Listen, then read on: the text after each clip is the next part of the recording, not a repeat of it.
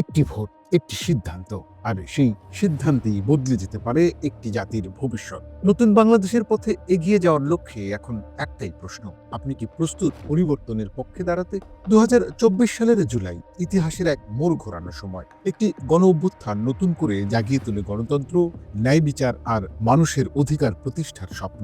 সেই স্বপ্নকে বাস্তবে রূপ দিতে এবার জনগণের হাতেই তুলে দেওয়া হয়েছে সিদ্ধান্তের চাবিকাঠি।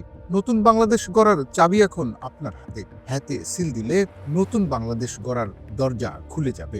আগামী ১২ ফেব্রুয়ারি জাতীয় সংসদ নির্বাচনের দিনই অনুষ্ঠিত হবে একটি ঐতিহাসিক গণভোট। এই গণভোটে হ্যাঁ মানে রাষ্ট্র পরিচালনার নিয়ম বদলানোর পথে সম্মতি। এই গণভোট কেবল একটি আনুষ্ঠানিকতা নয়, এটি একটি নতুন রাজনৈতিক বন্দোবস্তের ভিত্তি, যেখানে ক্ষমতা আর থাকবে না একজনের হাতে কেন্দ্রীভূত, যেখানে সংবিধান বদলাতে হলে সরকারকে নিতে হবে জনগণের অনুমতি। হ্যাঁ ভোট দিলে কি কি বদল আসবে? তত্ত্বাবধায়ক সরকার ও নির্বাচন কমিশন গঠনে সরকার ও বিরোধী দল একসঙ্গে কাজ করবে। এক ব্যক্তি সর্বোচ্চ ১০ বছরের বেশি প্রধানমন্ত্রী থাকতে পারবেন না। বিরোধী দল থেকে ডেপুটি স্পিকার ও সংসদের গুরুত্বপূর্ণ কমিটির সভাপতিরা নির্বাচিত হবেন। বিচার ব্যবস্থা কাজ করবে স্বাধীনভাবে, সংসদে নারীদের প্রতিনিধিত্ব বাড়বে, ক্ষমতার ভারসাম্য রক্ষায় গঠিত হবে উচ্চ কক্ষ। রাষ্ট্রভাষা বাংলার পাশাপাশি অন্যান্য জাতিগোষ্ঠীর ভাষা পাবে সাংবিধানিক স্বীকৃতি। দণ্ডপ্রাপ্ত অপরাধীদের রাষ্ট্রপতির ইচ্ছে মতো ক্ষমা করার সুযোগ সীমিত হবে।